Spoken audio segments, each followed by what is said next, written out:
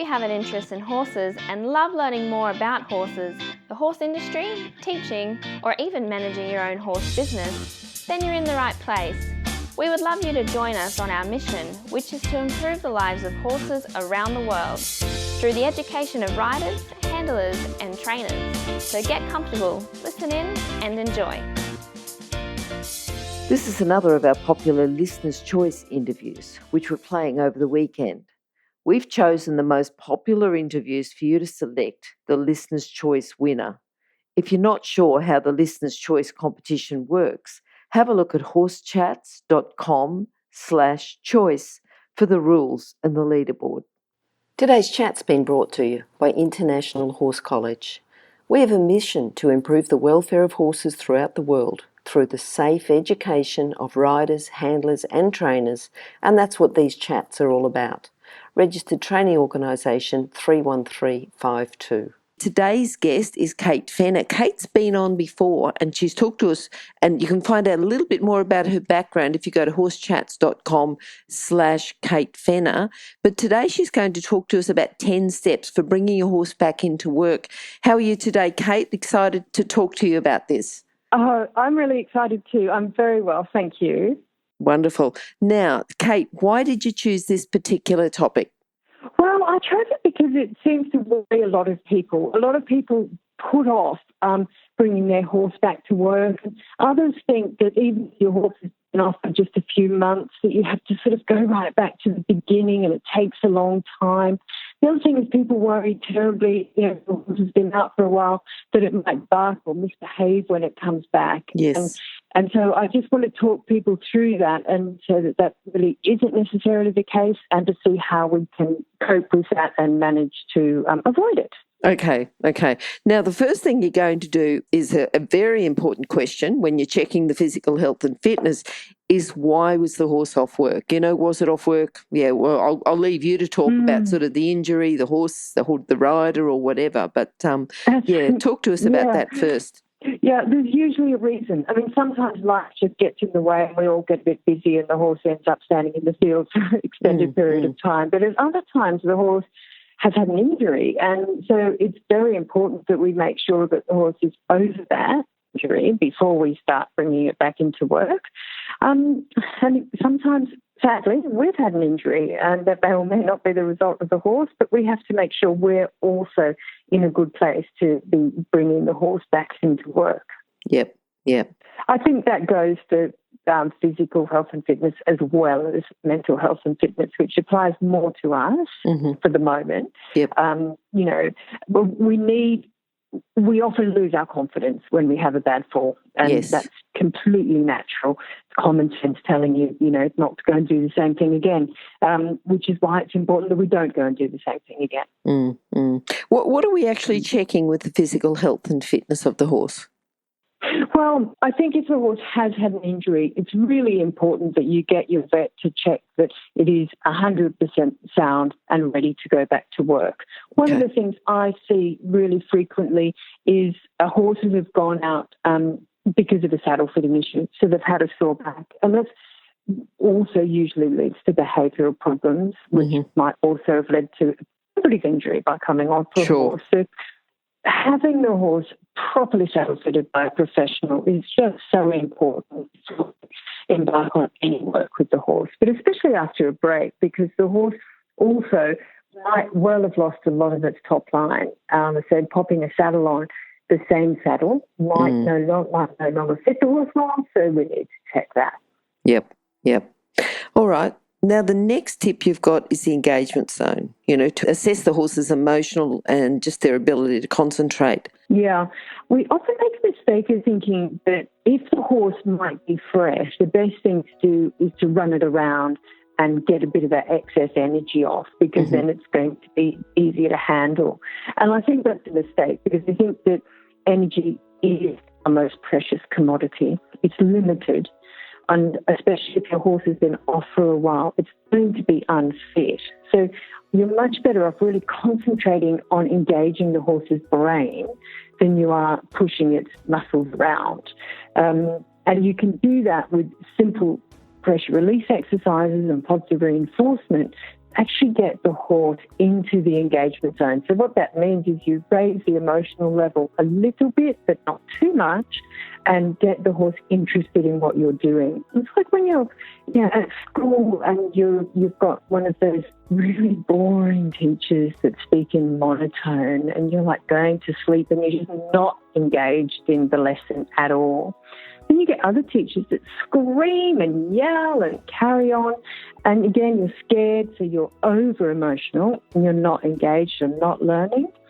And you get those wonderful teachers that tell stories and, give you praise and really engage you in learning. And those are the classes that you learn a lot in. And it doesn't matter whether those classes are 5 minutes long or 1 hour long. They're the ones you remember. They're the ones you want to go back to.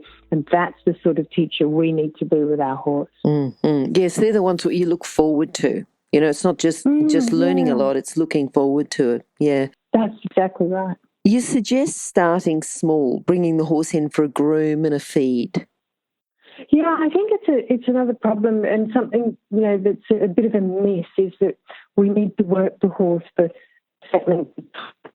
Horses don't sense time like we do. An hour to a horse, might seem like an eternity. I would start very small, so get the horse used to just being caught perhaps and pat it and praise, have a walk around, then bring it in, a bit of grooming, and you can build up. Do 5 or 10 minutes the first day. The next time, come out, do a little bit more, maybe tack the horse up.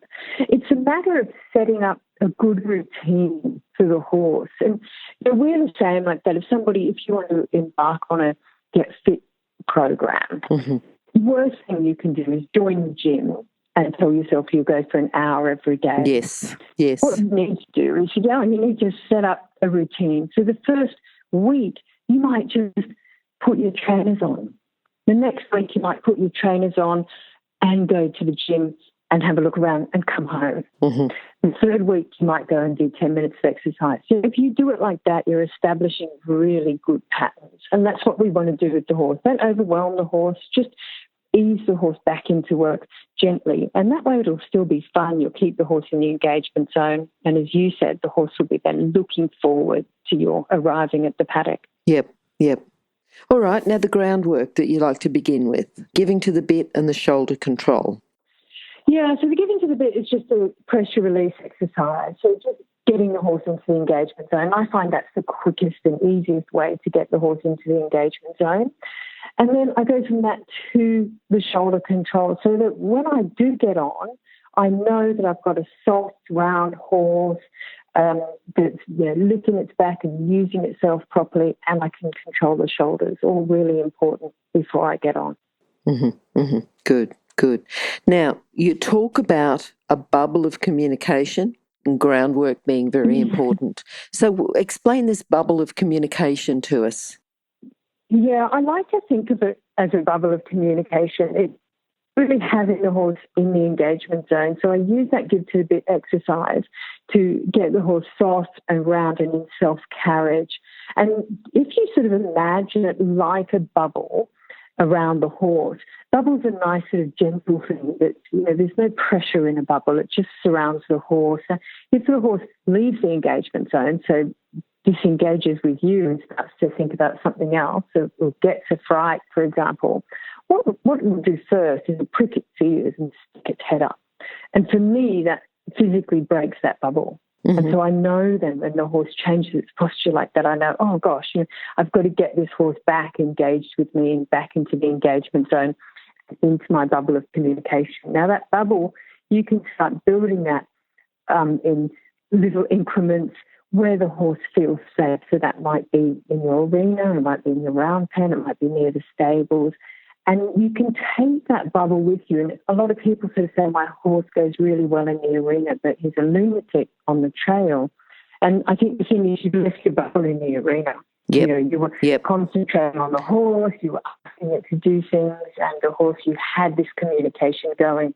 And then when you went out on the trail, suddenly you're just holding the reins at the buckle and the horse has to get on with it by himself. I think he feels a bit alone. Now, you talked before about the horses having its head up. What sort of body language are we looking at from the horse so that we know that they're in our bubble of communication? Yeah, it's really all about relaxation. And, a lot of people look at the give to the bit work and they think, oh, well, that's dressage. They see the frame of the horse and the self-carriage and say, I don't do dressage, I don't need that. But it's not dressage. It's about relaxation. It's about safety.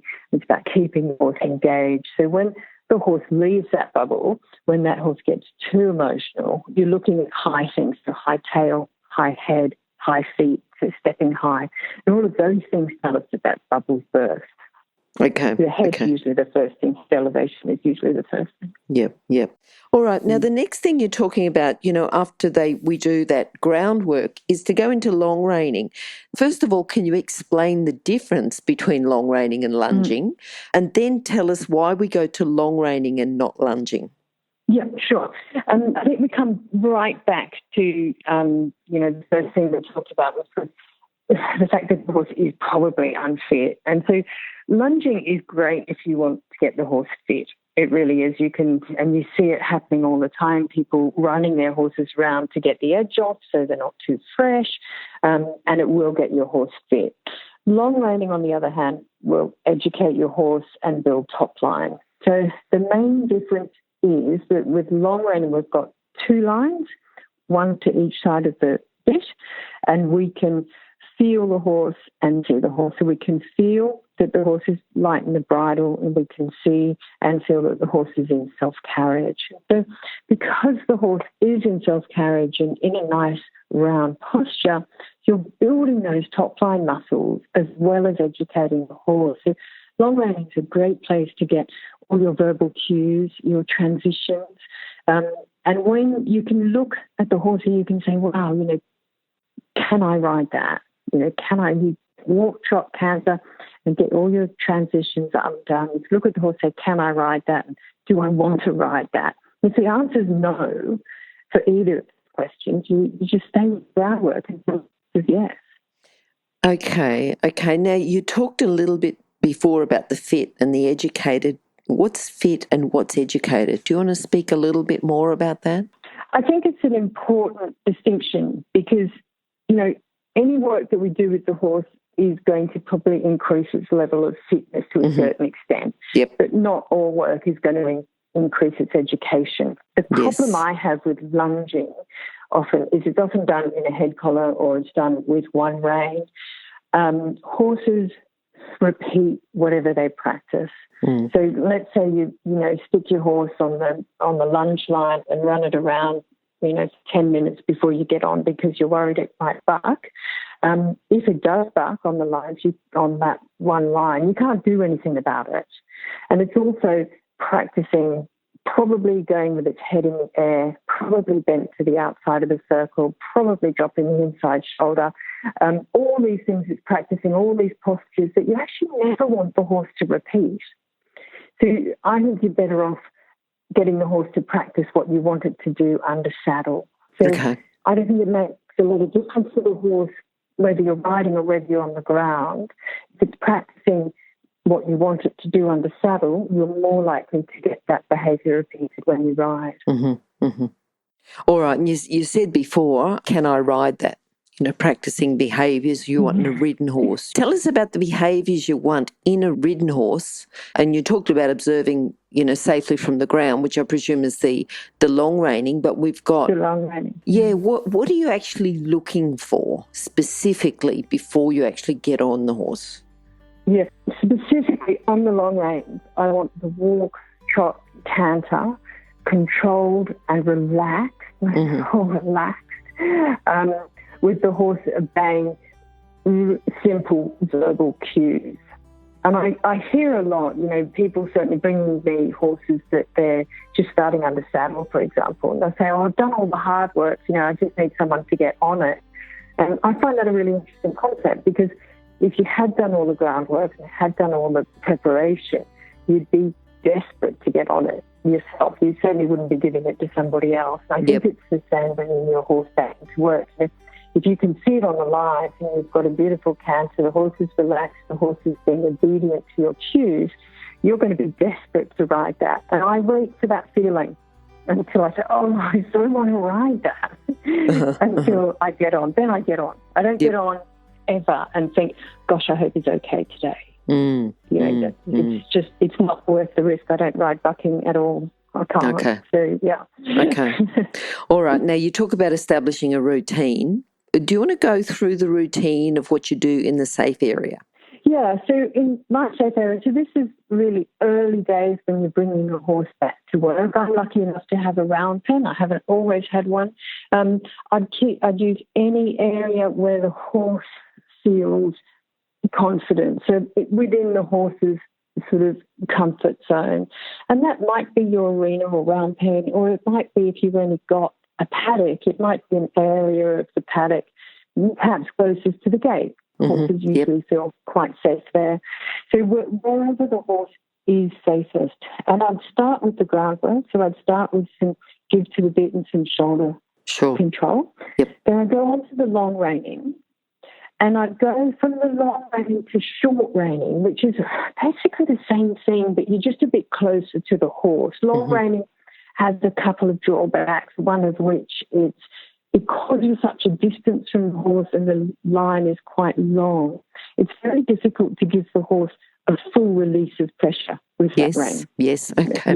Yeah. And so that's a disadvantage of long reining. So, after the first couple of times that I'm long reined a horse, I actually go to short reining quite soon so that I've got a better release. Okay. And then go to short rides. So start off in your nice safe area. And, I start off with a 2-minute ride, bringing the horse back to work. It's been on a while. And I increase that length of time riding, and I decrease the length of time with the long reining or short reining beforehand. If you're an equestrian coach or a horse riding instructor, or even if you aspire to be one, have a look at the free video series for horse riding instructors on the Horse Chats website. Go there now. Have a look. horsechats.com. Okay, and then after your short ride, do you do any groundwork or anything? Do you go back to that? Yeah, I often do. I often like to end with just a little bit of the bit and shoulder control. Okay. And quite often that might just be getting from the arena back to the stable or something like that. So sort of doing the two together. You've got to get your horse there anyway. You may as well train it while you're doing it. Yeah. You might as well. You might as well. And you get all that sort of positive reinforcement goes with that, which is so nice, because with the simple groundwork I give to the bit, there's a lot of positive reinforcement in the form of patting and praise, which is very helpful for the horse, keeping it in the engagement zone. Yeah. All right. Now, you said you had a round yard and you were in a safe area. How do we go about enlarging the area of work? At what stage and what's the process of doing that so that we can get ready, and there might be quite a few steps, but get ready to go out for that trail ride. Get ready to work in the larger area or a big paddock. Yeah, I think, we need to be quite inventive with how we break things down for the horse. And, for me, the round yard's great. I actually go from riding inside the round yard to riding outside the round yard. Okay, so yep. I still use the fence of the round yard because that gives the horse some focus and some stability. That is quite helpful for the horse. I've then got an arena, which I go from that to the arena. My arena isn't fenced in, so it's actually just a marked out area in the paddock. So I tend to long rein the horse in the arena before I ride it in the arena. And that's really helpful for me because if I've got it wrong and the horse isn't at the stage I think it's at, the worst thing that can happen is leave me on the lines and run off.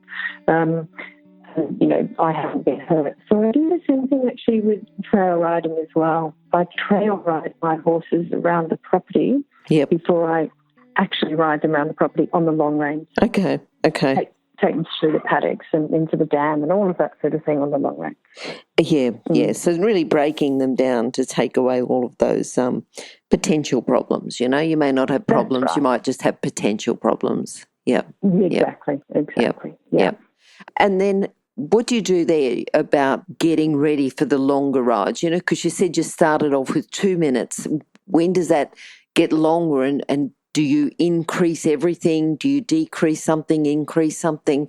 What's your routine as your riding time gets longer? Yeah, my routine really is to do less long reining, more short reining. And the reason for that is we come back to the fact that the long reining does desensitize them to bit pressure a little. So it's better. The short reining is better from that point of view. Although you can trot on the short reins, but unless you're very fast, you really can't canter. Okay.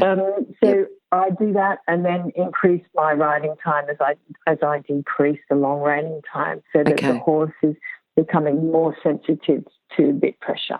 Okay. Do you ever get to the stage where you just ride? Do you always do groundwork first? Tell us about your routine. Oh, yeah. No, absolutely. Yeah, okay. I always, and it depends on the horse and how long it's been off. Mm-hmm. For a lot of horses, it might be a 4 or 5 day process until I just ride. Yep. But I do always do, a couple of minutes of give to the bit and some shoulder control before I jump on. And it doesn't matter if I've been riding the horse every day for 10 years. Yep. I'll still do that, just to pop it into that bubble of communication, make sure the horse is engaged with me, on the same page, rather than just jump on. Yeah. Okay. Just a few minutes. Good, good. Okay, so that bringing the horse back into work, it's just, you're talking about a gradual process, but you're making progress all the time, and it doesn't, you've sort of said, well, this is how long it'll take, yeah.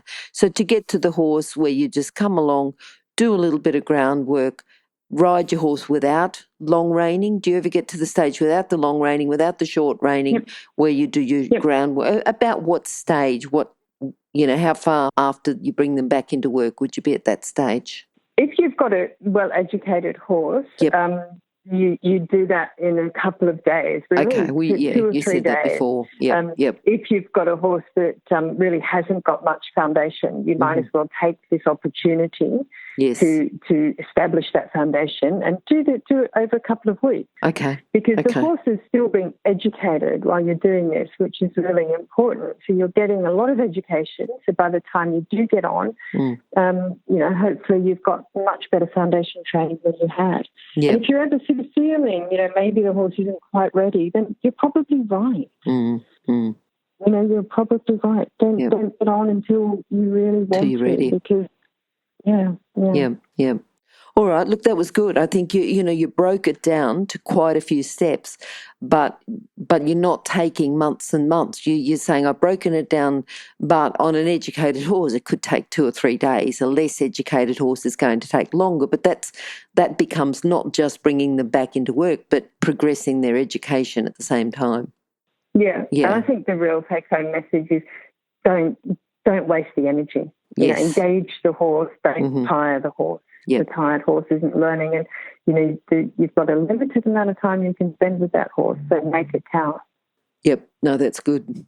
That's good. All right, Kate, again, thank you for coming. Thank you for chatting to us again, and we will talk to you again. If anyone would like to go back and listen to Kate's first episode, it's horsechats.com/Kate Fenner. Kate, if people would like to contact you, what's the best way?